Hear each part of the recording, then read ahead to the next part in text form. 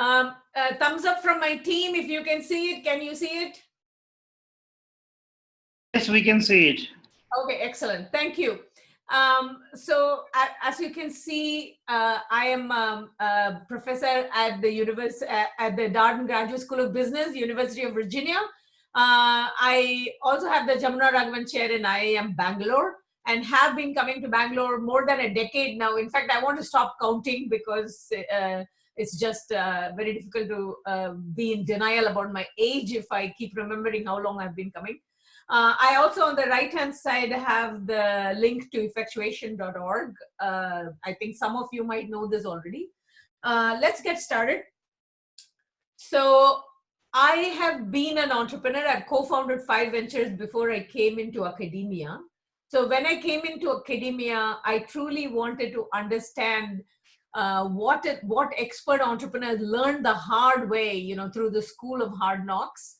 So I use this method called Think Aloud Verbal Protocols to study expert entrepreneurs. So the definition of an expert entrepreneur I used in the original research was 15 years or longer, starting and running multiple companies, right, including successes and failures, and at least one company public. That was just the original study. Since then, we have written about 200 case studies, and there are about 700 research papers published, and the research comes from 54 different countries. So it's no longer the original study. I was just very lucky to have been the first person to use Think Aloud protocols with expert entrepreneurs. And when I went into the study, the claim from cognitive psychology, right, the psychology of thinking and deciding, was that, well, entrepreneurs are like any other human beings. Definitely economists were saying some of the things that you said in Menti, that is, entrepreneurs are risk takers, that they are visionaries, that they place a bet on things that they believe in, they are passionate, they are persevering, a little bit more than the rest of the public, if you will. But beyond that, they thought that, the failure rate is so high that there is nothing to study here, except maybe some personality traits. But it turned out that they were wrong on both counts. They were wrong in thinking that entrepreneurs are very, very different from the general public in personality. They were also wrong on the failure rates. So hopefully today, a little bit later, we'll get a chance to go look at how exactly people have been wrong on these things.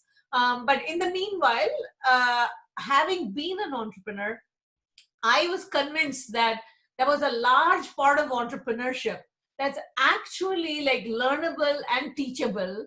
And every single entrepreneur is learning it the hard way over and over and over again because of this attitude we have. Either that entrepreneurs are somehow very different from normal human beings, or that, entrepreneurship is so risky that there is nothing to study. It's just a matter of luck. Both of those things was preventing us from actually creating entrepreneurship courses and things that are useful to entrepreneurs. So every single person doesn't have to learn everything from scratch by themselves, right? Reinvent the wheel over and over and over again. So my mission became to go out and think, what is actually learnable and teachable from the entrepreneur's experience? So maybe there are personality traits, and sure, luck is always good to have on your side. But the issue was, given that, all of us face all kinds of luck, bad and good and everything in between, and given that we all have very different kinds of personalities, what is it that I can come into a classroom and then I can teach you inside a classroom?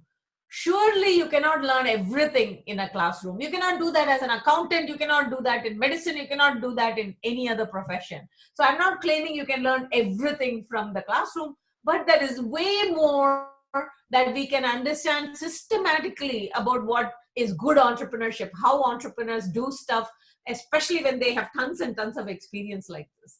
And so that has become the mission for the past 2 decades. And I'm just very glad that the original study, the findings held up over time, which is very, very important. So let me get to the finding here. So the key finding is particularly interesting for us today because the world is facing this sudden, uncertainty. It came on so quickly and it's so widespread that all of a sudden everybody is, oh, you know what? We need to like look up this thing called this effectual thing, this thing that a few people in entrepreneurship have been writing about, and all these entrepreneurship educators are so excited about, that we thought was a little esoteric. And now, of course, I'm getting requests from all kinds of people who want to think about uncertainty, and effectual logic seems to be the most important way you deal with uncertainty. And you can see in the finding. So in general, the future is unpredictable, right? We all know that the future is unpredictable. So one strategy is to say, let's get better at prediction, right? So over the years, we have developed probability theory. We have developed all kinds of, behavioral theories. We build mathematical models, and now we do big data and AI-based data analysis and things like that. But with all of these tools, what we are trying to do is we are trying to predict better. Why are we trying to predict better? Because if you can predict better, you can control your outcomes, right? You can control, sometimes you can control the phenomenon itself, but surely even if it is going to rain, predicting rain allows you to carry an umbrella at least. So even if you cannot control the phenomenon, by predicting it, you can control your own outcomes. You can control your strategies, that kind of thing. But the expert entrepreneurs I studied went the other way. They said the future is fundamentally unpredictable. If you're an entrepreneur, in fact, one entrepreneur told me this: if something can possibly go wrong, it probably will, right? And if it hasn't gone wrong, don't sleep too soundly tonight, because it'll probably go wrong tomorrow, right? And so the idea was, the future is, so one of the very first lessons that these expert entrepreneurs learn is the future is extremely uncertain. So they went the other way. Instead of trying to predict the future, they said, let's give up on prediction. Don't worry about prediction. Don't rely on prediction. Yeah, sure, some things you can predict. Once in a while you can use it. But, for the most part, act as though you can never predict the future. So then how do you make decisions? How do you act?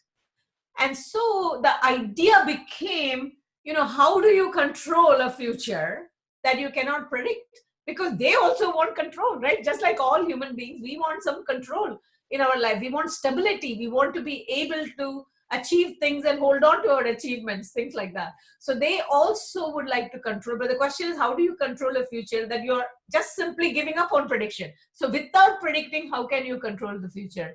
That became like all the strategies they learned, the little tricks they learned, the techniques have to do with that. So let's look into that a little bit more. So I'm going to give you like bottom line first, like I always tell my student entrepreneurs to do. Don't tell the whole story and then, come to the climax.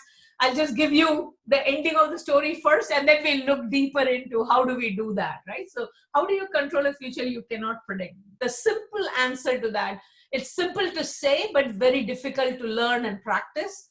And nothing I'm going to tell you today, everything it will make sense and you will love it and you will enjoy it, I hope. But none of them will be really easy to do in practice, as Prasanna can attest and teach you down the road. But remember, nothing worth doing is ever easy, because if it's easy, everybody will be doing it. What's the point of it? So let's not confuse easy and hard, but let's look at least like a simple way of thinking about what is this thing, right? So the idea here is turn control itself into a strategy, right? So instead of trying to predict the future and place a bet and win, you're actually saying, you know what? Let me just work with things within my control, and then I can co-create the future. I don't need to predict it. I'm going to shape it. I'm going to influence it. In some cases, I'm literally going to create it. But the idea is I'm going to create it with self-selected stakeholders. So you don't do it alone. You work with other people, but these are not people that you target and you convince and you bring on board.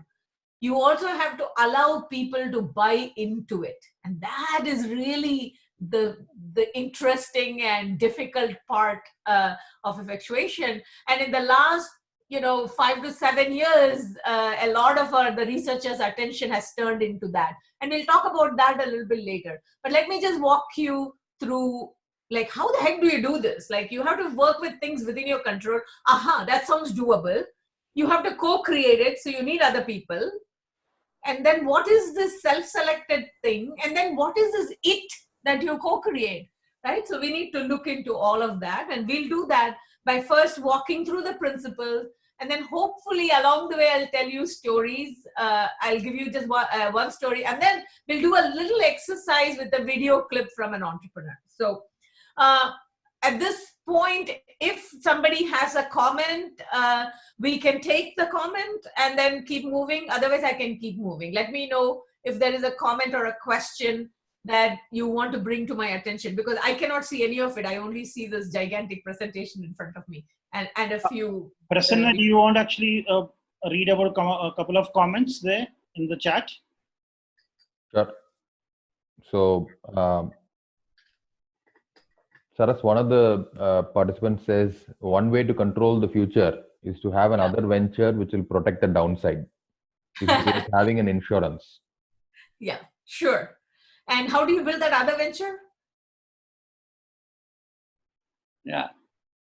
Right. It's a good question.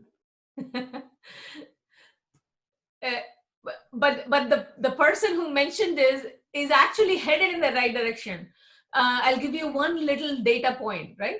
1/3 of successful ventures are started by people who are still in a full-time job.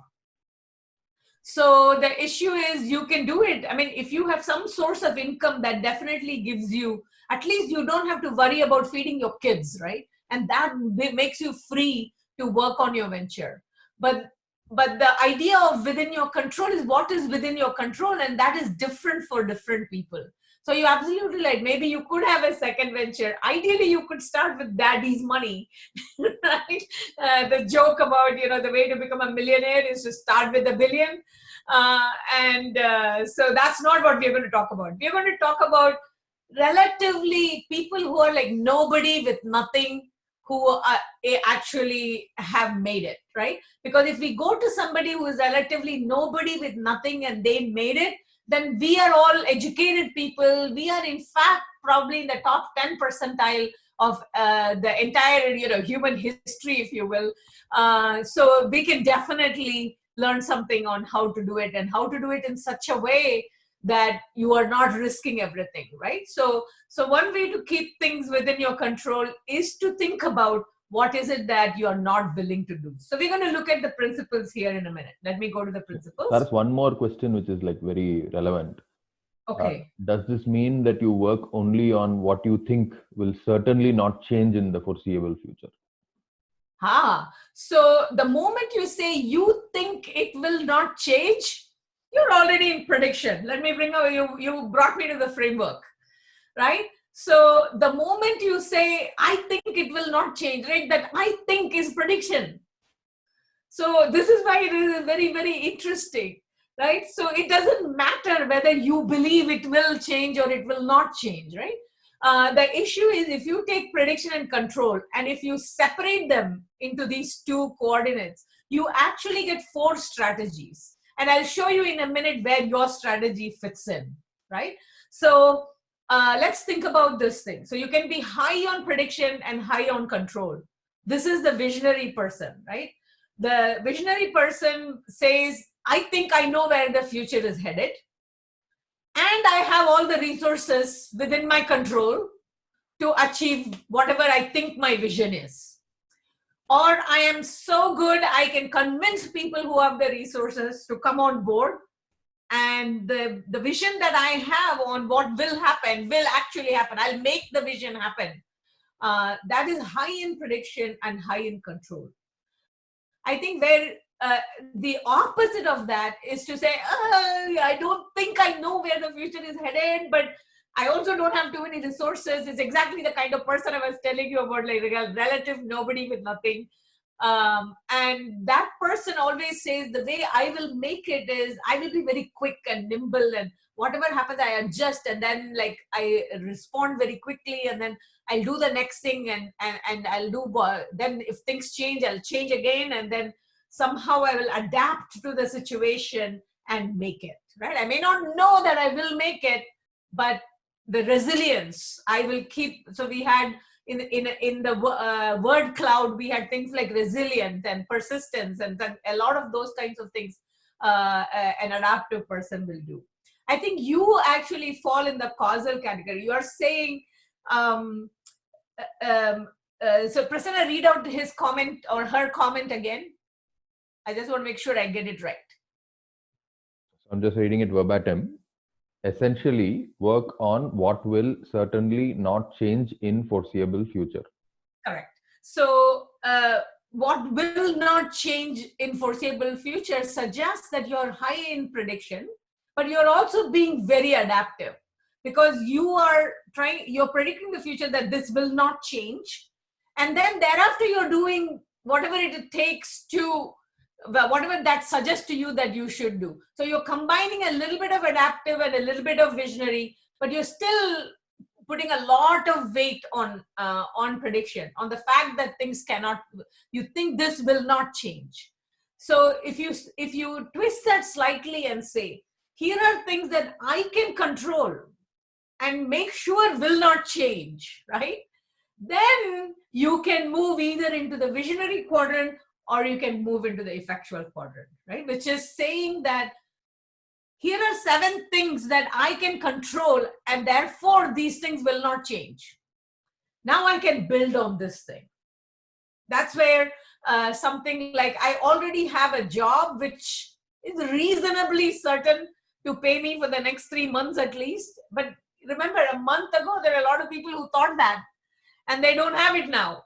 So this is where the expert entrepreneur says, anything you think will happen may or may not happen, unless it is entirely within your control. If you already have 6 months worth of money saved up, then you can maybe decide, I can put 3 months of it into starting a venture, something like that.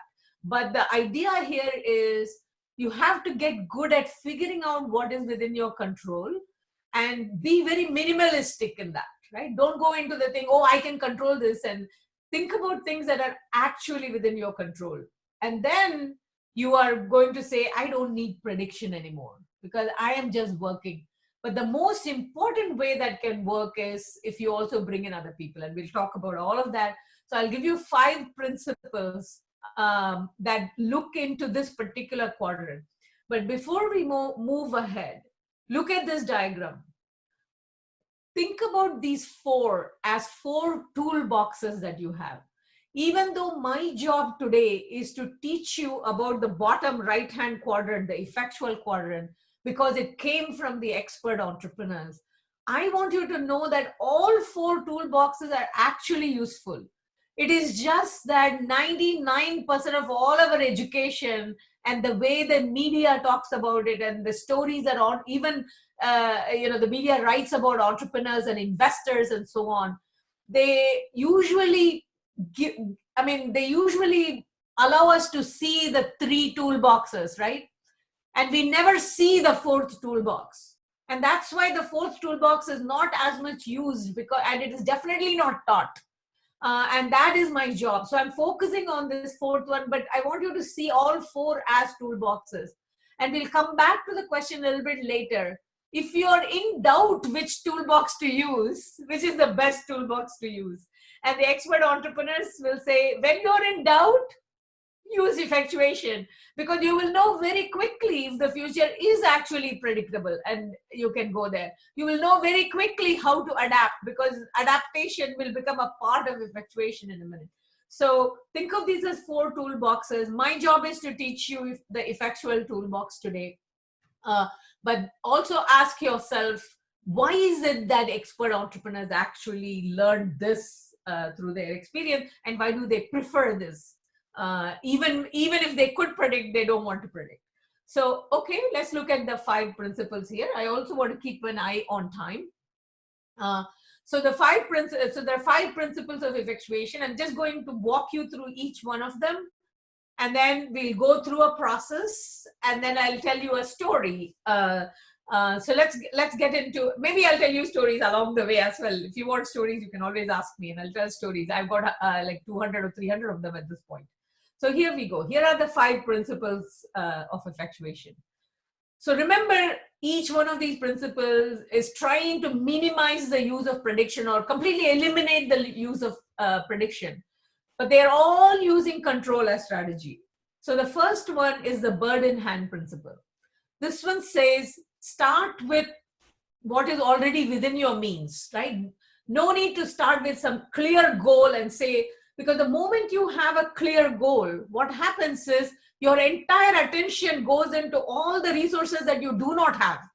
And then you start, either getting paralyzed because you don't have the resources, or you spend all your time and energy and emotion in chasing whoever has those resources so you can bring on board. So if you say, for example, I want to cook this particular thing, or I want to open this particular shop, the moment you say that, for example, my students routinely will say, goal setting is very, very important. We are taught goal setting as a very important thing. And I'll tell them, okay, tell me your goals. And sometimes, almost every time, some student will say, I want to make $40 million by the time I'm 40. Very specific, very clear goal. Doesn't tell you what to do the next day, right? So what do you do? Or you might be a social entrepreneur and you say, I want to create 200 jobs in my community. Again, it doesn't quite tell you what to do. It's a clear goal. It has even a number on it. And you can even say, I want to create 200 jobs in my community in 1 year. It still doesn't tell you what to do. So instead, you will start thinking about, like, how does one create a job, or how does one make $40 million? And then you start thinking about, oh, I need to go raise money. I need to do this. I need to do that. I don't have this. I don't have that. Here are some things I have, but there are 7 other things I do not have. Instead, the entrepreneurs are saying, don't worry so much about setting the goals like day one, right? Have some ideas. I'd like to make some money. I'd like to start, I'd like to create some jobs in my company. But what is it that I actually have within my control today, right? And there are 3 categories that they come up with. They talk about who am I, what do I know, and whom do I know. Interestingly enough, they're not even talking about what resources I have. Like, they're not asking how much money do I have. They're literally starting first of all with this idea of who am I? What is my personality? What are my values? What are the things I care about? What are the things I don't care about? And of course, my knowledge, my networks. And then I ask, with all of these things, what can I do? So you're not asking what should I do to achieve a goal. You're asking what kinds of goals can I actually achieve with things that are already there within my control. So you're focusing on what is doable, like today, immediately.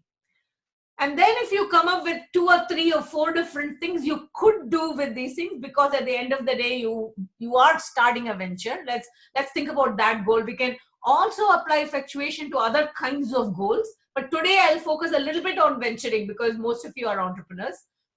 And so it could be about starting a venture, and you say, what kind of venture can I start? And the moment you come up with 3 or 4 different ventures you could start, once again, the world teaches you, you have to think about a big market, a high growth market, something that will make a huge expected return. Even in social entrepreneurship, people will say, I want to see, can I save more children or less children with this thing? Will this cost more or less? Instead of asking, what can I do for my affordable loss? So this goes back to the comment that we heard earlier. You ask, what is my affordable loss? What am I willing to lose for this? Am I willing to give up 6 months of nights and weekends and maybe a certain amount of money that I have saved for my entrepreneurial dream? And even money is not necessary. You just ask, what is my affordable loss? And the affordable loss can be It can be time, it can be money, it can be other kinds of resources. Maybe you have you have another venture that's already producing cash, or you have a job. So you want to think about what is your affordable loss, and you're asking yourself, what can I do for my affordable loss? Then you come to the crazy quilt principle. So bird in hand and affordable loss are just day one. You can do it today. But the moment you have come up with some possible ventures that you can create within your control, you immediately start talking to other people about it. You don't go off and try to actually build it entirely by yourself. Even before you have a prototype, you just go out and start talking to people, and you see who is going to come on board. So it's like working with this random patches of fabric and stitching together a quilt, right? There is no pattern, because the goal is not clear. You don't know who is going to come on board and what patches they have in their bag. So you have to work with whoever wants to work with you. But along the way, you get all kinds of surprise. And we are going to spend quite a little bit of time on the lemonade principle today, just because in today's crisis, it's such an important way to think about the crisis. So the lemonade principle is basically, when life throws lemons at you, learn to make lemonade. And we'll go into that a little bit. And through this process, you come to the fifth and most important principle, which is understanding that you have to be the pilot in the plane, in the sense you get to decide what to do, where to go. You get to decide even the plane. But also there are no passengers on this plane, right? Everybody can be a pilot. So you treat everybody and expect everybody to work with you to shape the future. So the idea with the pilot in the plane is that the future is not something, nobody sets where you are going, right? There is no given way to go to the future. You actually are engaged in building the future. You're building the plane itself. You are like the Wright brothers and Kitty Hawk. And the issue really to think about is that history does not run on autopilot. What you and I do, what we decide to do, what we decide not to do, that's through our actions and interaction, that's where the future comes from. This is in some ways the toughest one to understand, but it's also the most important one that expert entrepreneurs learn. So this is like an overview of the principles. Again, I want to stop for 1 minute and take maybe just one comment or question before I go into the process of effectuation. I can also tell stories. So, Saras, one question. Yeah. One point. It's saying, but we have been setting goals and backtracking up to what we do now according to the resources. Yeah. The goals give a general direction, don't they? Yeah, absolutely.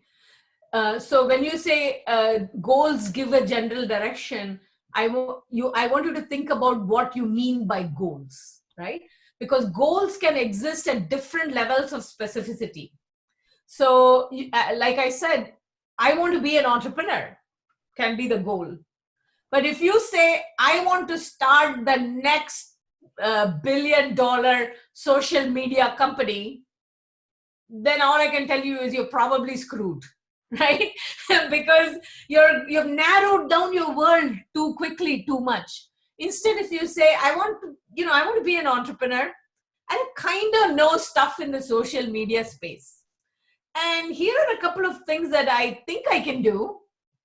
Now that is also goal setting, but it's a goal that emerges from your resources. It's not that you have goals and then you make do with the resources that you have. That is jugaad, right? So if I say I want to start a social media company and I don't have many resources, I don't have much time, whatever. So all I can do is do this. That is jugaad. The expert entrepreneurs are saying, look at what are the things that you have. Look at who you are, what you know, whom you know, and say, what can I do with this today? And then tomorrow you're going to do more, right? You're going to push it. You're not making do with what you have, because day 2, you're going to go and bring other people on board who have much more. So I'll give you one wonderful example of this, which there is a video where Richard Branson talks about starting Virgin Atlantic. And he doesn't have any planes. He doesn't have the money to buy planes per se. So what does he do? He doesn't say, I'm just going to make do with what I have. He says, I have this idea for an airline.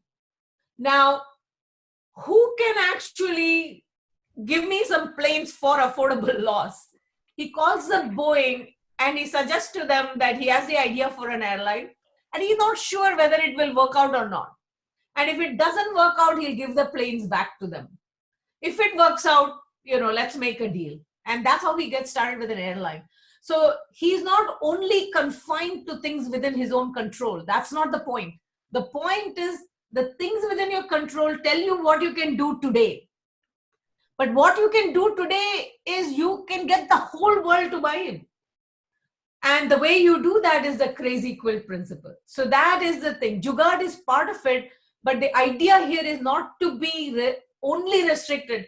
At any given point of time, you're working with things within your control. But since you're bringing other people on board, the things within your control are going to also increase. And we'll see that when we look at the process. How about so the idea of goals can be useful, but when push comes to shove, it is the goal that you should be willing to change and not not chase the resources. Don't say, I need to change my resources in order to get my goal. Instead, you're saying, okay, with my resources, I can do this. With this person on board, I can do something. I thought if I got this other person on board, I could do something, but this third person has come on and now I can do something else. And so you change your goal if needed more, but you're always looking at what is within your control. But the idea here is to push outward. And we'll see that in a minute when I go through the process. Is there another question, Prasanna, or shall I go through the process? I think you should go through. Okay. So here's so we take these principles and I'll show you how the process actually happens over time, right? So you start with, who we are, and I put VR because it could be, you could start alone or you could have a co-founder. However, you want to start is fine. And then you ask yourself, what can we do for affordable loss? And then immediately you start interacting with other people. But here comes the next really interesting part. When you are starting to interact with other people, what are you doing? And we are going to look into that a little bit more in depth. Now, a lot of people will tell you that when you start interacting with others, you're going to ask them for advice. You're going to ask for feedback, right? You're going to do focus groups. You're going to do market research. You're going to test your product. You're going to look for product market fit. And the idea here is you're going to get inputs from all these other people. And then you are going to decide what to do next. The expert entrepreneurs are saying that if you go and do that, you will go and talk to people. Different people will tell you different things. A lot of people, first of all, don't want to go and talk to other people beyond advice for the simple reason that they're afraid that if I ask you for something, like if I'm Richard Branson, I call up Boeing, Boeing will think I'm an idiot or I'm crazy and they'll put the phone down or they will reject me. And then where will I go? And there goes my dream of starting an airline company. And they get into all those kinds of things. The expert entrepreneur says, don't go and ask only for advice or feedback, because most people actually are not going to tell you no or yes. Most people will tell you 17 other things. They will say, oh, what if you change this? Oh, why are you doing that? You should do this. I know this guy who can do that. But you know what you should do? And then people will just start giving you advice. And then it's a lot of different things. Different people want different. If you ask them like a customer, you ask them, here's the pen, and people will say, I want a different color, I want a different material, it is too heavy, it is so thin, it is, it has to be cheaper. They'll give you like 1,000 bits of feedback. And with all that feedback, you come back. Let's say you are awesome at statistics and you run like the numbers on your spreadsheet and you come up with like the perfect pen to make. You're back in square one, right? You made the pen. Now you have to go convince people to buy, and it turns out nobody will buy. This happens with large companies all the time. Clayton Christensen, who recently passed away, he was a professor at Harvard. he collected hundreds of cases of companies doing this, going and doing fantastic, beautiful market research, talking to customers, talking to potential customers, to distributors. And then they will all say, oh, we will never buy that. This is a case of General Mills trying to introduce a Greek yogurt. And they spent $2 million on it and came to the conclusion that the market is just not there. It is just not big enough.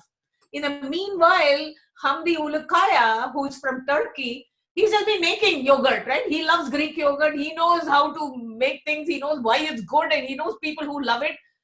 And then he builds Chobani. And basically, he becomes market leader in yogurt business, even though General Mills is already having a yogurt business called Yoplait.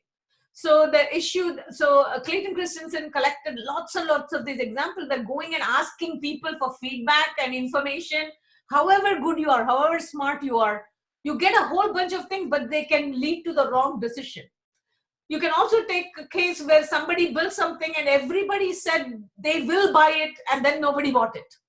So you get both kinds of errors. People will say they will buy something and they will not buy it, or they'll say we'll never buy this, and then all of a sudden, 6 months later, everybody's buying that. And so the issue is, these expert entrepreneurs say, don't ask only for feedback. What you really want to ask for is commitments, what they call skin in the game. In the US, they call it skin in the game. So every time you're talking to anybody, whether it is to who you think might be a potential customer or a potential investor, a potential CTO, a designer, whoever you're talking to, you're not asking only for advice. Advice is like the minimum. Advice and feedback is like minimum. Yeah, sure, get some advice and feedback. But what you're really looking for is that they put some skin in the game. They actually invest with you, not necessarily dollars, but something of real value. Because any feedback or advice that comes with these commitments does two things for you. First, it's much better information than just random people giving you feedback and advice. And second, if the commitment is large enough, your next step is completely underwritten by the commitment and it becomes affordable loss. And that's the beauty of it. So everything that I told you, I want you to see it in the framework for just 1 second, right? Here, we'll go back to the framework here. So you go out and start talking to people. And when you start talking to people, people will give you all kinds of advice. And you want to ask yourself, what is your reaction to their advice?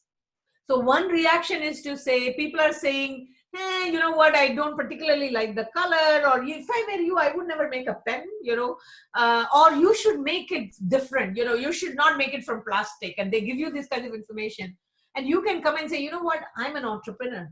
So what if the world is not ready for my product? I'm going to persist in what I'm doing because I'm passionate about it. I believe the world will change. I believe I can change the world.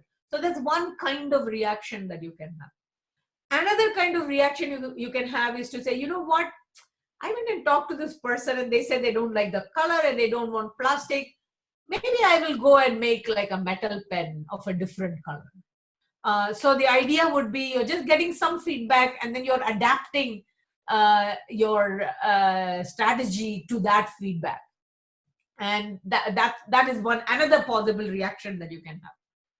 A third reaction is what I mentioned, right? You get all this information from all these people and then you analyze it and put it in, and then you come up with, ta-da, the best possible market, the best possible product market fit. And that's what you're going to do.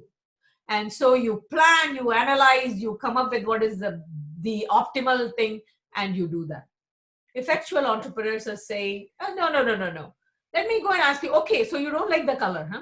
You think I shouldn't do plastic. So what would you do? And why would you do it that way?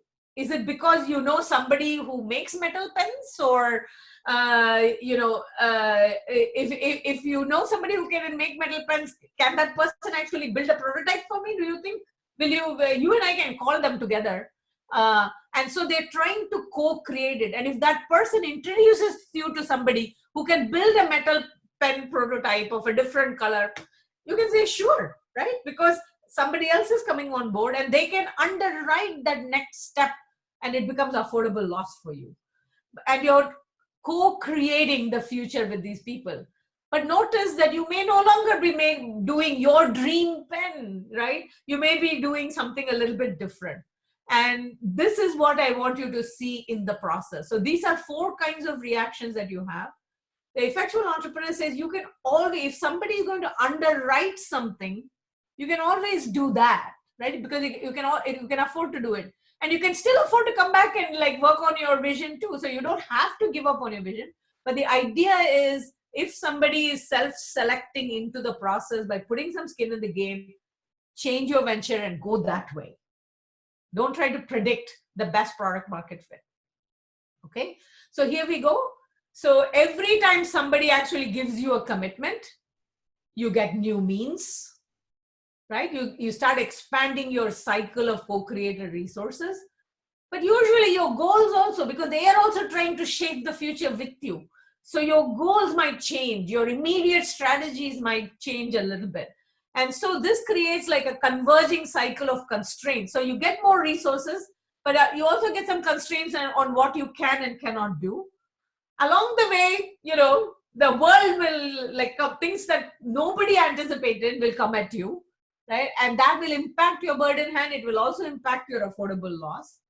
But eventually, this process that moves through commitment by commitment leads not just to new products. It usually leads to new product categories, to new markets that you cannot predict ahead of time, for the simple reason that nobody could predict it.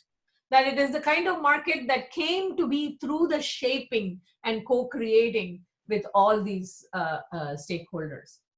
So, and that is the whole idea of the pilot and the plane, that the commitments that people make is actually what is driving this entire cycle forward. So what I would like to do now is to leave this up here and have you ask a couple more questions, and then we can do different things. I think maybe we can go into what Sachi can tell you a little bit, or I can tell you a couple more stories. And I have a couple of exercises for us to do as well. So we can go in multiple different ways, but I do want to take a pause and take a couple more questions or comments or something. Prasanna, over to you. Yeah. So one question that's there is, will anybody, I think you've addressed this, but maybe just a different perspective. So will anybody make it big with just their first idea? Don't we have to keep it with us that there could be multiple ideas coming in our way? The whole exercise is to figure out what can work. So be fast in getting signal about whether it is successful or not. Yeah. And I would like to know, how exactly do you do that, right? So if you look at this process actually tells you that. It answers that question. So if you say that, you know, with your first venture, can you make it big? Sure. Right? Are you likely to make it big with your first venture? Not so much. The issue really is you can always find examples for everything in entrepreneurship.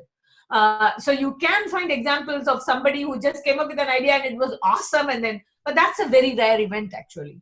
Most ventures and most entrepreneurs will go through some failures. Even when the company itself, if your first venture is successful, the first business model or the first product may not be the most successful one. Also, even if the first product you build is very successful, it may not be the source of the big success.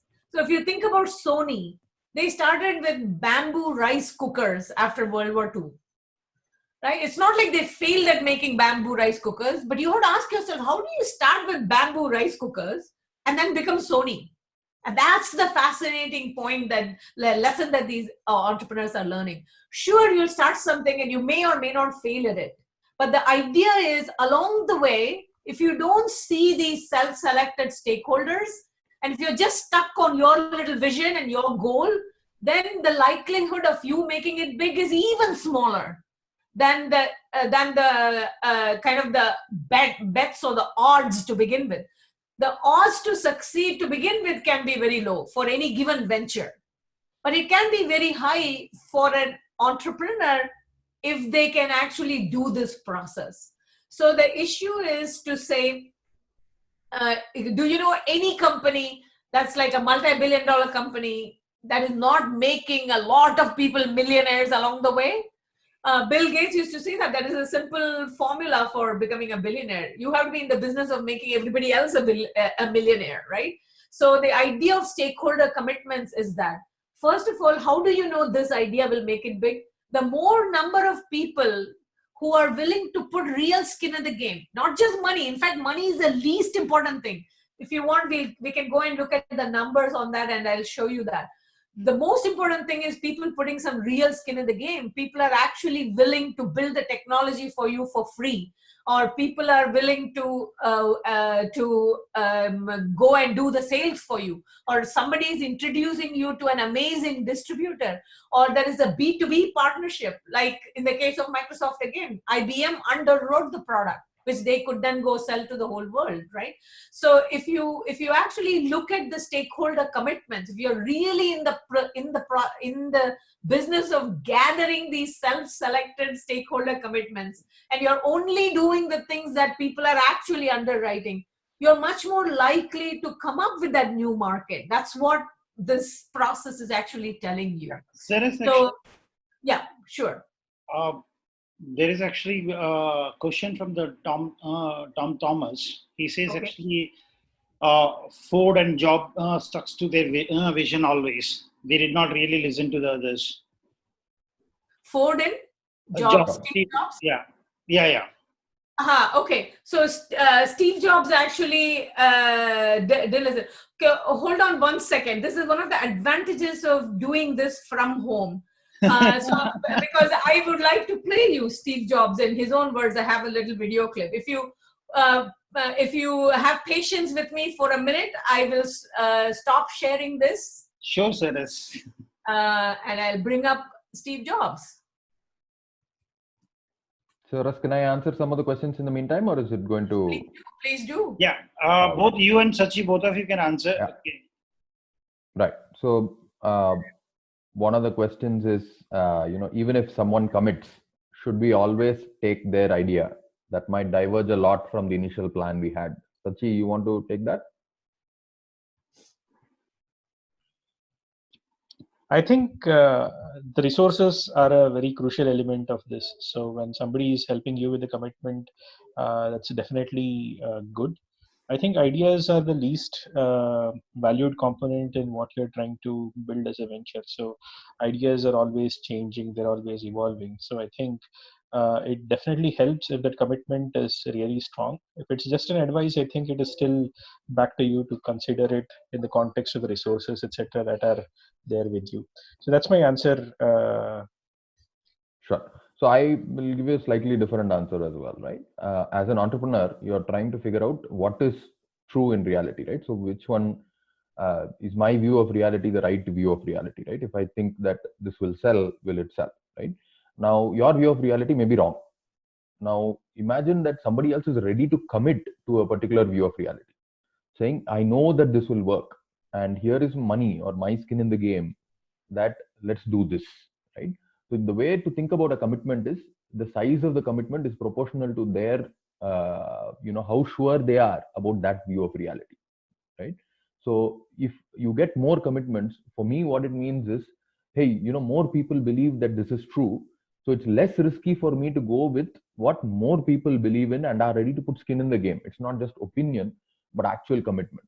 And it might, the way I think about it is, if I'm heading in north direction, right, or I'm heading in a particular direction, right, and so I'm just going to a point, right, so I'm heading in this direction, and somebody asks me to change 45 degrees, then the commitment that they have to give me to change has to be more than if they ask me to change 5 degrees. So if they ask me to change a little bit here and there with small commitments, I might change. But if they ask me to change a lot, then I'm going to expect a large commitment, because then it means that they truly believe, at least, that direction is likely to be valuable. Yeah. And I want to add to that and say you also need to consider the pilot in the plane principle. So first of all, you have to get out of the mentality of saying, I am going to do what they are asking for. No. the whole idea of this commitment is now we are going to do something which neither of us could do by ourselves. So it's no longer, the commitment has to be not only like resources, but they have to have emotional ownership. Like they have to commit real skin in the game. That's why I said it's not about money. So the commitment has to be large enough, but it's also about shaping the future. And both sides have to be aware of that in some ways. So there are some small commitments you can take because it helps you and you can go that way a little bit. You can do 5 degrees, you can do 45 degrees. But the best kind of commitments are where now they are doing it with you. So they are going to do all kinds of things. They're going to open doors. It's not only this one commitment, right? So if you can push them into co-creation, that is really the key. And if they can, and then it's no longer you are doing what they want. The two of you have to figure out something that you can do together, something awesome.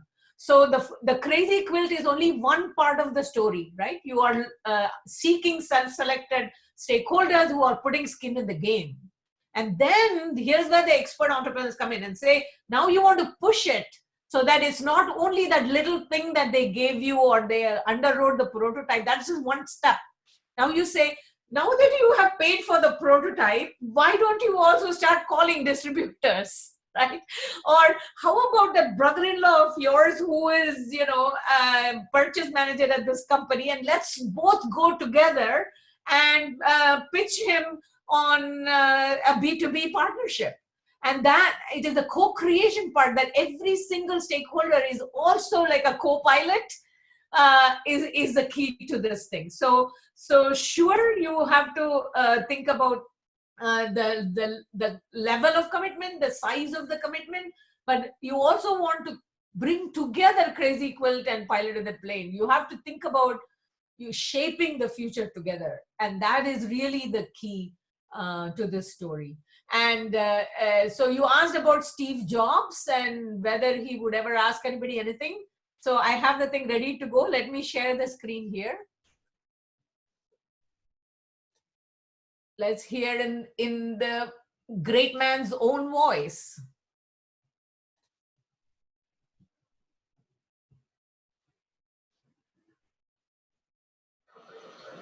No, I've actually always found something to be very true, which is most people don't get those experiences because they never ask.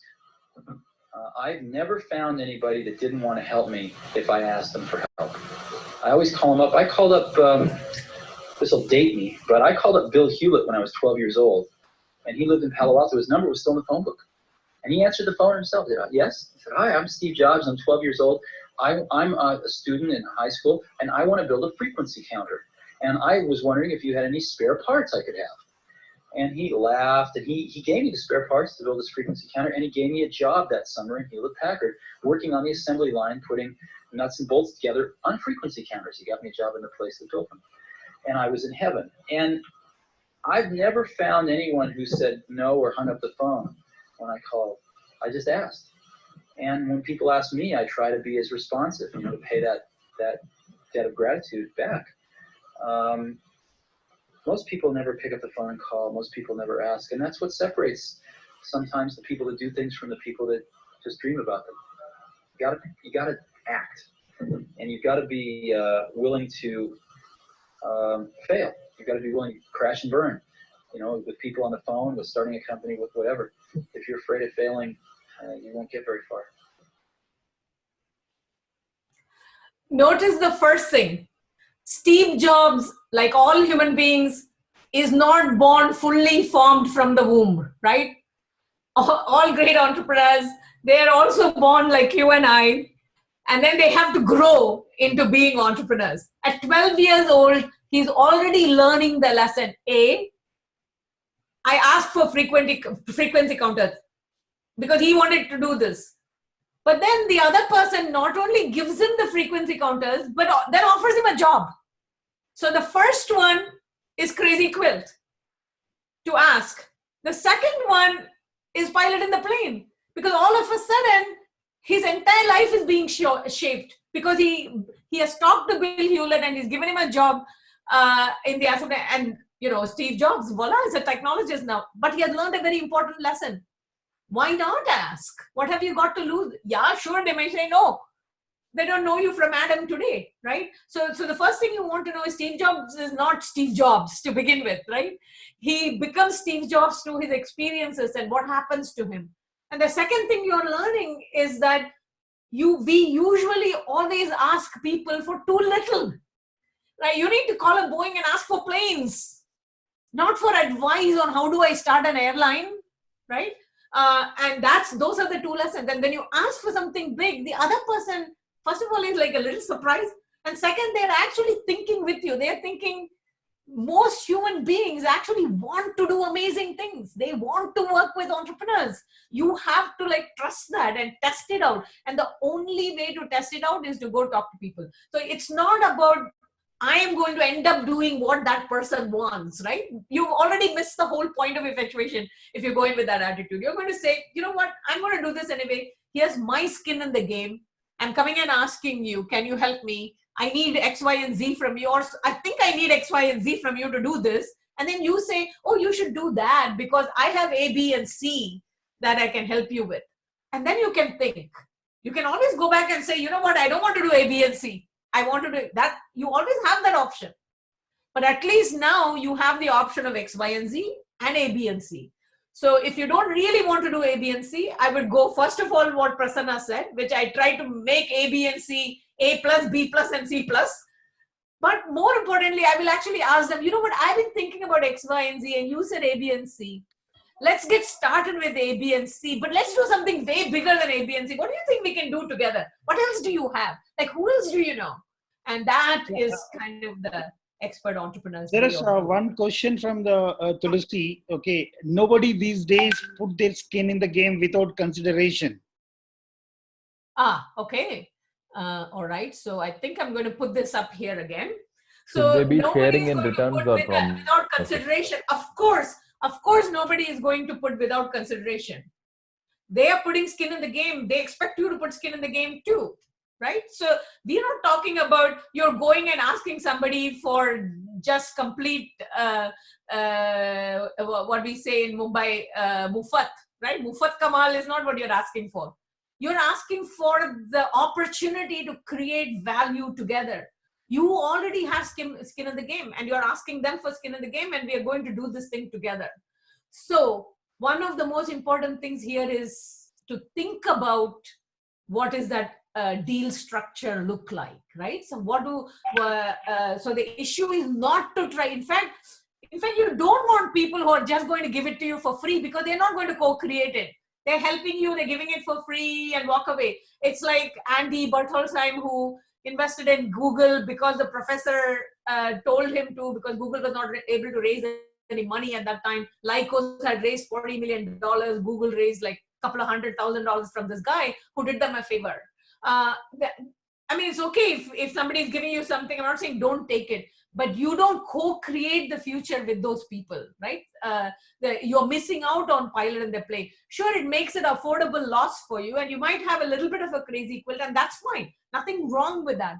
But the real benefit comes when you can actually do something together, so that both of you are going to create enormous amounts of value and share in that value. Right? That's the whole point of this thing. So you don't have to worry about they won't do it for nothing. But the issue is, how do you know what they want? The issue is not whether they want something. The issue is really, how do you know what they want? And why are you worried about what they want? That is what the ASK framework is going to teach you. Shall I go into the ASK framework, or shall we take a couple more questions, or should we do a break?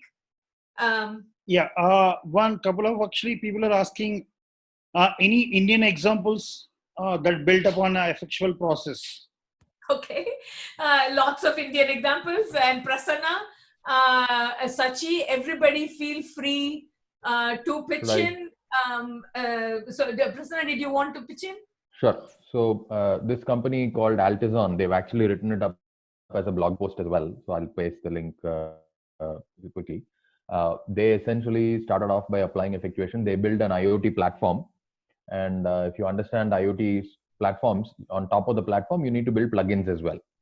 And so until you build the plugins, you can't actually sell anything. So they were building the platform, going to finish building the platform 8 months later, and then build the plugins for it, and then go and sell it, right? So they had a channel partner who they asked for help in building some of the plugins for the machines, right, for IoT. So that channel partner had affordable loss, which was they had developers on the bench. So a couple of those developers, they allocated them to build the plugins for the machines. Then they went and asked some machine manufacturers whether they could build a real lab which had real machines in them. And those folks said, hey, we can't give you any new machines because the new machines are always in demand. We're always selling them. But there are a couple of old machines. They're still working, but they're not. We can't sell them. They're not fully functional. Is that okay? And the guys are like, sure. I mean, it's not like we're going to manufacture anything with them. We just want running machines. And so they got $75,000 worth of machines for free. They got these couple of developers working on the plugins for free. And then the best part was, after they put these things together, they had one of the world's first IoT Industry 4.0 labs, which had real machines in them. So when that partner was bringing in CEOs of literally billion-dollar manufacturing companies, they would not take them to their own offices, because in their own offices, all they had were hundreds of rows of cubicles of software engineers, but they would actually bring them to Altison's office because there was a real lab with real machines. So suddenly CEO of a billion-dollar corporation is walking into Altison's office and being shown Altison's plugins and software running on real machines. And all this costs him nothing. Saras, you're on mute. Brilliant. Thank you for that, Prasanna. In fact, I need to learn more about that story. It's definitely going into my collection. The other spectacular example that came to my mind, not spectacular per se, but it's a spectacular company, is Paytm, right? And I think there's a video on YouTube where Vijay Shekhar Sharma tells the story in the early stages when he was trying to do his own venture and wasn't going anywhere. And there's this guy who comes in and gives him a little bit of money and has him come and stay in do his work in his office, because he wants some code written, which Vijay Shekhar Sharma doesn't want to do because he wants to build his own venture. So the guy literally convinces him, like, I'll give you money if you write code for me, right? And so Vijay Shekhar says, okay, like, it's affordable loss, I'll actually go and do this. And that guy actually gets like 15% of Paytm or something. And he's the only guy who's actually cashed out of Paytm, and he made like crores and crores and crores of rupees based on like 8 lakhs or something that he invested with. And Vijay Shekhar Sharma doesn't care, because the whole idea here is a lot of the Paytm could literally not have come to be if this guy hadn't come and made him this counter offer and do this for me, and then I'll give you 8 lakhs, I'll pay off all your debts. Because Vijay Shekhar Sharma had all these debts. So there's a YouTube video where he tells the story, and you can see for yourself the stakeholder commitment and the process. And the interesting thing there is, in that case, it is not only that he does what the stakeholder wants to do, and then very quickly the stakeholder starts seeing that this guy is doing something very interesting, and the stakeholder becomes an investor. This whole co-creation process begins. So sometimes even taking small stakeholder commitments to do something that you may not want to do can lead down the road to a much bigger relationship. It can lead to pilot in the plane. So that's another example I wanted to just share with you. And there are lots and lots of examples, but the Altazon one is like really awesome. Thank you for that, Prasanna. There is actually Sachi is back. Okay. Sachi so is in between actually. Yeah. So my question is, but we're also into 90 minutes here. So my question is, should we have Sachi present now, like talk about lean, or should we take a small break and come back? Or with a webinar, people can always take breaks in between. We don't have to give them